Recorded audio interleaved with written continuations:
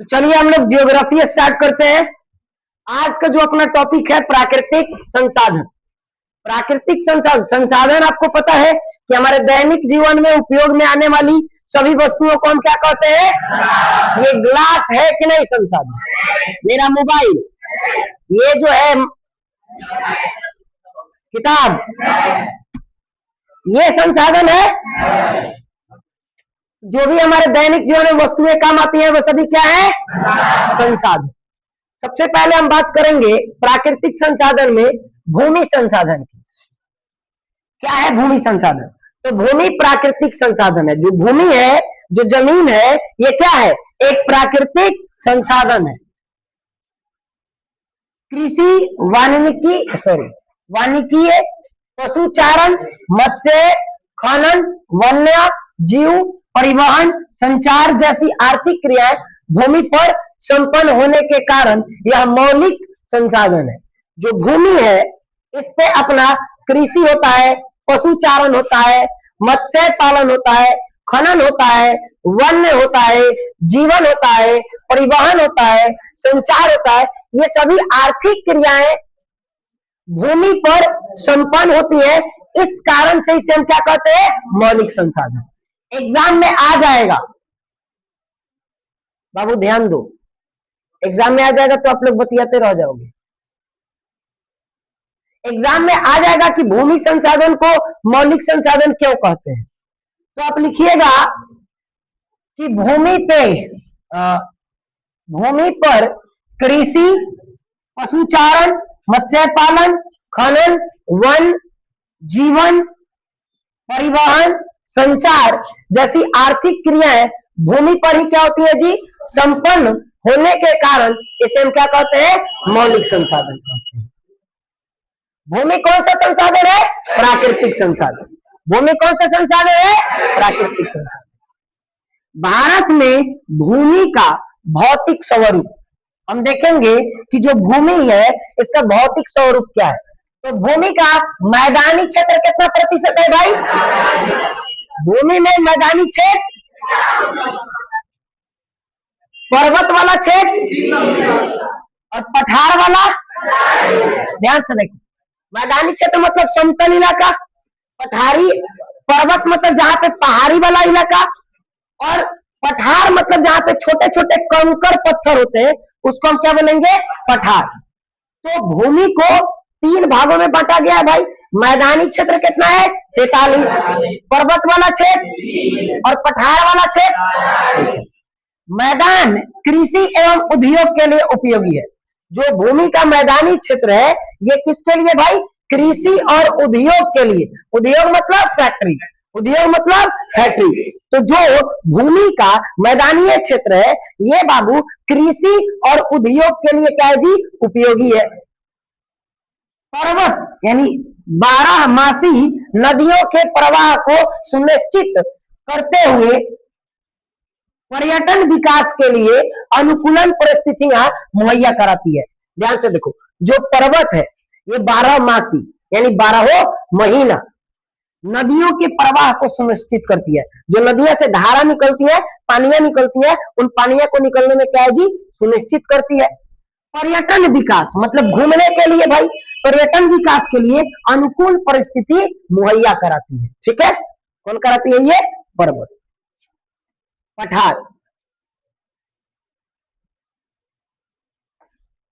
पठार में खनिज, जीवाश्म ईंधन एवं वन संपदा के कोष संचित होते हैं। मतलब यहाँ पे ज्यादा मिलते हैं, यहाँ पे इकट्ठा होता है। संचित मतलब इकट्ठा।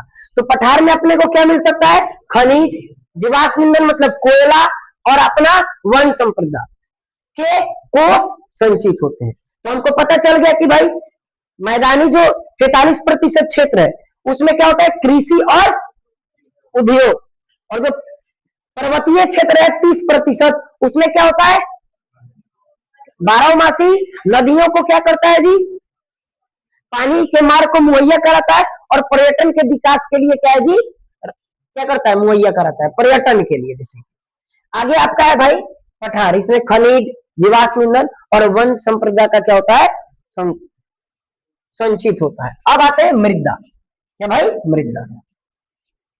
बोला असंगठित पदार्थों से निर्मित पृथ्वी की सबसे ऊपरी पतली परत को हम क्या कहते हैं? मृदा।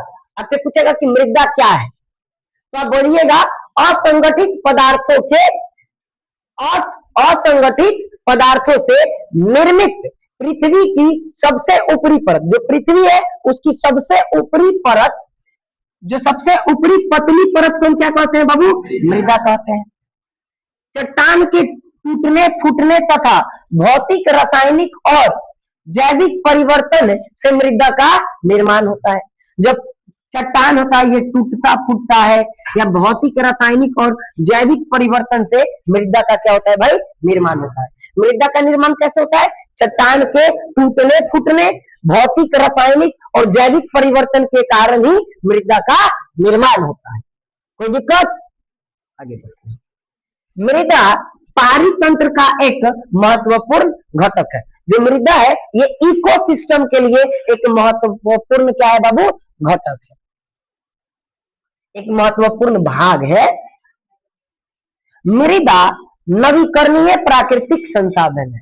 नवीकरणीय मतलब इसको पुनः प्राप्त किया जा सकता है। ठीक है बाबू, हम आपको पता है संसाधन नवीकरणीय और अनवीकरणीय। अनवीकरणीय मतलब जिन्हें पुनः प्राप्त किया नहीं जा सकता है। आगे आ जाए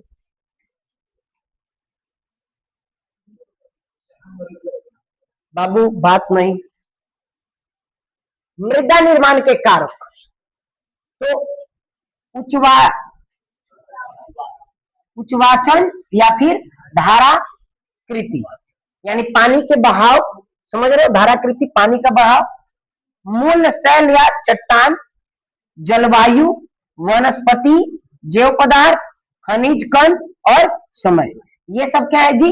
तो मिट्टी के निर्माण के कारक है। आपसे पूछेगा कि मिट्टी के निर्माण के कारक कौन है, तो आप बोलिएगा मिट्टी के निर्माण के निम्न कारक है: धाराकृति, मूल शैल या फिर चट्टान, जलवायु, वनस्पति, जैव पदार्थ, खनिज कण और समय। सबसे ज्यादा है कि मिट्टी बनने में, मृदा बनने में क्या लगेगा? समय लगेगा। क्या लगेगा? समय। असल में चट्टान पूरे मिट्टी बन गया, उसको मिट्टी में परिवर्तित होने में टाइम लगेगा, समय लगेगा।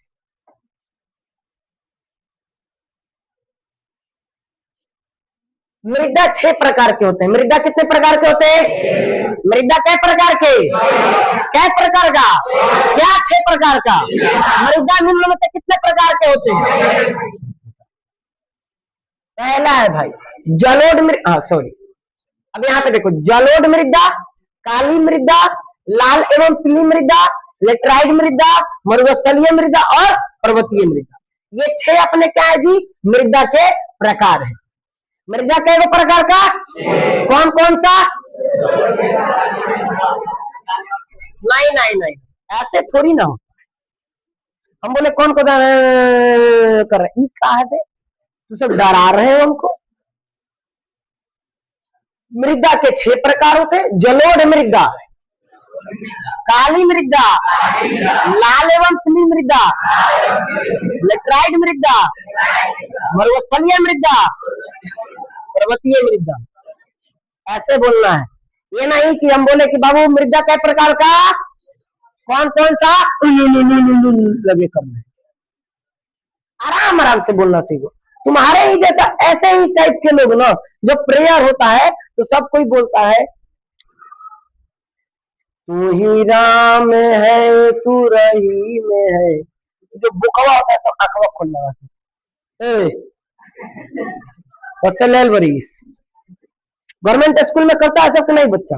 अब प्रेयर के टाइम पे टीचर को भी ध्यान देना चाहिए। बहुत सारा टीचर नहीं ध्यान देता है, प्राइवेट स्कूल वाले भी करते हैं ऐसे। कितना आंख ऐसे करता है, तो कम से कम साफ बोला पर।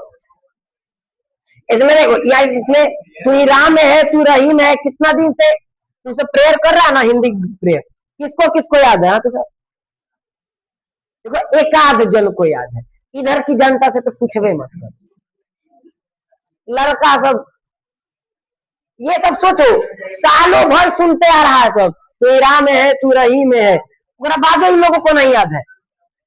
क्योंकि ये ना जो प्रार्थना होता है ना, तो गलती से चलियो जाएगा सब, बकैती करेगा सब। आइए जलोढ़ मृदा पढ़ते हैं हम लोग। क्या पढ़ रहे हैं मेरे बाबू? जलोढ़ मृदा। आइए क्या बोल रही हैं? ए बच्चा पार्टी, थोड़ा सा तुम सबसे मजाक कर लो ना। तुम सबको लगता है मास्टर तो अपना जेब में है, और अभी हम डिग्री फिर से सुन ले तो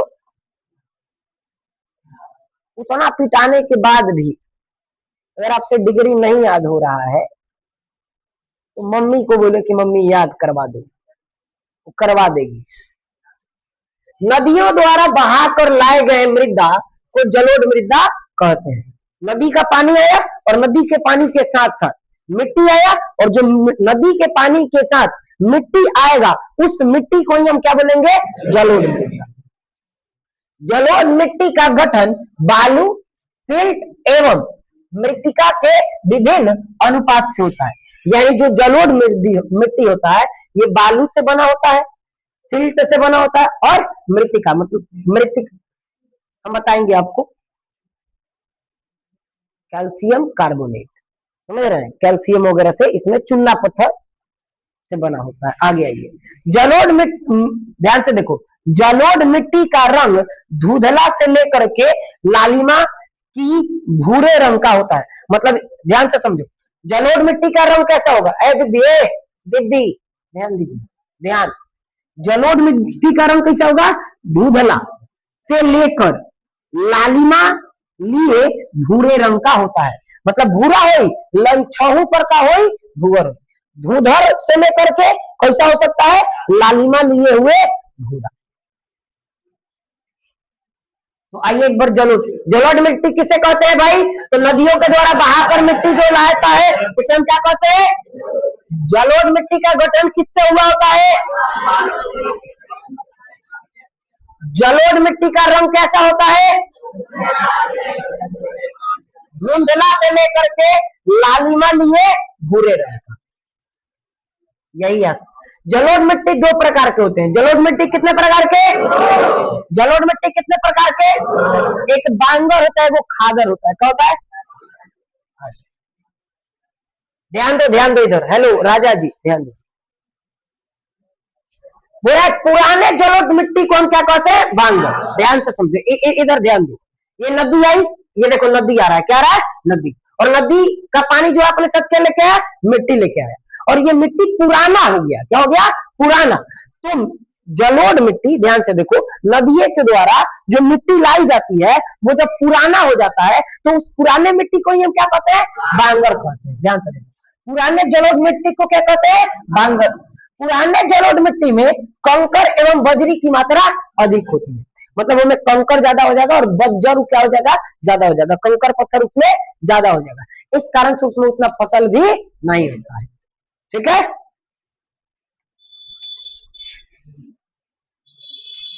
खादर, इस मिट्टी की बात ही अलग है भाई। तो बोल रहा है कि नवीन, नवीन मतलब नया, नवीन मतलब यानी नए जलोढ़ मिट्टी को हम क्या कहते हैं भाई? खादर कहा जाता है। खादर में बालू एवं मृत्तिका का मिश्रण होता है। जलोढ़ मृदा में पोटास, फास्फोरस, चूना जैसे तत्व की प्रधानता होती है। मतलब जलोढ़ मिट्टी में अधिक मात्रा में क्या होता है जी? पोटास होता है, फास्फोरस होता है, चूना जैसी तत्व की प्रधानता होती है। मतलब ये अधिक मात्रा में पाए जाते हैं, जबकि इनमें नाइट्रोजन एवं जौ पदार्थ की कमी होती है। और जो जलोढ़ मिट्टी होती है उसमें प्रधानता किसकी होती है? पोटासियम, फास्फोरस और चूना की। और इसमें कमी किसकी होती है जी? नाइट्रोजन और जौ पदार्थ की क्या होती है? कमी होती है। जलोढ़ मृदा गन्ना, चावल, गेहूं, मक्का, दलहन जैसे फसलों के लिए उपयुक्त मानी जाती है। जलोढ़ मिट्टी किन फसलों के लिए उपयुक्त मानी जाती है? गन्ना, चावल, दलहन मतलब दाल, दलहन मतलब गन्ना मतलब ईख, गन्ना मतलब चाउर, गेहूं, मकई नहीं खानो जानो। हाँ तो समझे कर रहे। अगर आप चावल, गेहूं, मक्का नहीं जान रहे हैं इसका मतलब आप लोग समझ रहे हैं आप ग्रामीण क्षेत्र से आते ही नहीं है। ग्रामीण क्या, शहर वाले भी अगर शहर वाले भी अगर इन तीनों को नहीं जा रहा है, हो सकता है शहर वाला से मक्का ना जानता हो। वो उस सबको भुट्टा कहना पड़ेगा, मेज कहना पड़ेगा, मेज।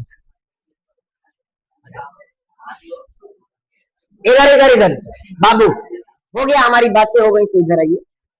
बोल रहा है कि भारत में 6.4 करोड़ हेक्टेयर क्षेत्र पर जलोढ़ मृदा है। आपसे पूछेगा कि भारत के कितने हेक्टेयर भूमि पर जलोढ़ मृदा है, तो कितना? 6.4 करोड़ हेक्टेयर पे जलोढ़ मृदा उपस्थित है। उत्तर भारत का मैदान,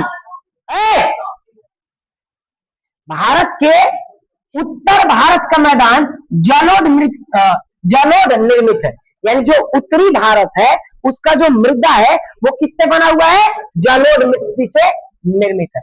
जो हिमालय की 3 महत्वपूर्ण नदियां प्रणाली सिंधु, गंगा और ब्रह्मपुत्र द्वारा लाए गए जलोढ़ के निक्षेप से बना है। ये 3 नदियों के द्वारा जो मिट्टी लाया गया है उसके द्वारा ये जलोढ़ मिट्टी बना हुआ है, गंगा, सिंधु और ब्रह्मपुत्र। ठीक है। राजस्थान एवं गुजरात में भी संकरी पट्टी के रूप में इस मृदा का प्रयोग होता है। मतलब ऐसे लाइन बाई लाइन पात बना करके, बात समझ रहे हो? तो कहां पे? राजस्थान और गुजरात में संकरी पट्टी के रूप में इस मृदा का प्रयोग होता है। तो आपसे एग्जाम में पूछेगा कि भारत के किन राज्यों में जलोढ़ मिट्टी का संकरी पट्टी के रूप में मृदा का प्रसार होता है? तो राजस्थान और गुजरात में। याद रहेगा? क्या इतना छोड़ दे और पढ़ा ले? काली मिट्टी, आ जाओ काले लोग, तुम भी सब ध्यान दो। काली मिट्टी का रंग काला एल्युमिनियम एवं लौह यौगिक के उपस्थिति के कारण होता है। ध्यान से देखो, आपसे पूछेगा कि काली मिट्टी का रंग काला किसके कारण होता है? तो एल्युमिनियम और लौह यौगिक के उपस्थिति के कारण काली मिट्टी का रंग कैसा हो जाता है? काला हो जाता है। मिट्टी का रंग किसके कारण काला दिखाई पड़ता है? एल्युमिनियम और लौह यौगिक के उपस्थिति के कारण मिट्टी का रंग कैसा दिखाई पड़ता है? काला। काली मिट्टी कपास की खेती के लिए उपयुक्त मानी जाती है। पहले पुराने समय में कपास की खेती होती थी। आगे आ जाओ। तो काली मिट्टी किस फसल के लिए उपयोग मानी जाती है? कपास के लिए। इसीलिए इसे काली कपास मृदा के नाम से भी जानते हैं। काली कपास मृदा के नाम से किस मिट्टी को जाना जाता है? काली मिट्टी। भारत में 6.4 करोड़ हेक्टेयर भूमि पर काली मिट्टी फैली हुई है। और ये भी कितने हेक्टेयर भूमि पे फैली हुई है? 6.4 हेक्टेयर 6.4 करोड़ हेक्टेयर भूमि पर काली मिट्टी भी फैली हुई है।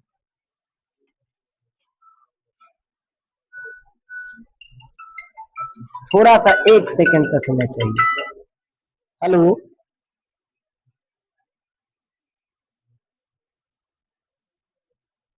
ठीक है, ठीक है, ठीक है, ध्यान दो। काली मिट्टी को रेगूर मिट्टी भी कहा जाता है। ये आ जाएगा, ध्यान दो। रेगूर मिट्टी किसे कहते हैं? काली मिट्टी का अन्य नाम? और क्या बोली? काली कपास कौन बोलेगा? तो काली मिट्टी का 2 नाम, काली कपास और रेगूर। पूरा काली मृदा में कैल्शियम कार्बोनेट, पोटास और चूना अधिक मात्रा में पाई जाती है। जो काली मिट्टी होती है इसमें कौन सा तो ज्यादा पाया जाता है? कैल्शियम कार्बोनेट, पोटास और चूना अधिक मात्रा में पाई जाती है। काली मिट्टी में फास्फोरस की कमी होती है। काली मिट्टी में किसकी कमी होती है? काली मिट्टी में किसकी कमी होती है? काली मिट्टी महाराष्ट्र, गुजरात, कर्नाटक, आंध्र प्रदेश तथा तमिलनाडु राज्य में विस्तृत है। मतलब काली मिट्टी ज्यादा कहां पे फैला हुआ है भाई? तो अपना महाराष्ट्र, गुजरात, कर्नाटक, आंध्र प्रदेश तथा तमिलनाडु। काली मिट्टी कपास, गन्ना, प्याज, गेहूं एवं फलों की खेती के लिए अनुकूल मानी जाती है। जो काली मिट्टी है इसमें कौन कौन से फसल को उगाने के लिए उपयुक्त माना जाता है? सबसे पहले कपास, फिर गन्ना, फिर प्याज, फिर गेहूं एवं फलों की खेती के लिए उपयुक्त मानी जाती है। लाल एवं पीली मृदा मिट्टी से लोहांश की उपस्थिति के कारण इसका रंग क्या हो जाता है? काला हो जाता है। बोल रहा है, ध्यान से देखो, काला लाल हो जाता है। ध्यान से देखो, लाल एवं पीली मृदा मिट्टी में लोहांश की उपस्थिति यानी लोहा की उपस्थिति के कारण इसका रंग कैसा हो जाता है? लाल रंग का हो जाता है। लाल मिट्टी में जल योजन के पश्चात रंग पीला हो जाता है। जब लालका मिट्टी में पानी डालल जाई तो रंग कैसा हो जाए? पीला। कैसा हो जाए? लाल मिट्टी भारत में 7.2 करोड़ हेक्टेयर भूमि पर पाया जाता है। और लाल मिट्टी कितने हेक्टेयर में पाया जाता है? 7.2 करोड़ हेक्टेयर भूमि पर। लाल एवं पीली मिट्टी तमिलनाडु, कर्नाटक, गोवा, दक्षिण पूर्वी महाराष्ट्र, आंध्र प्रदेश, उड़ीसा, छोटा नागपुर पठार एवं मेघालय पठार के क्षेत्र में पाया जाता है। तो आज की क्लास यहाँ पे हम लोग खत्म करते हैं, मिलते हैं अगले क्लास में। चलिए।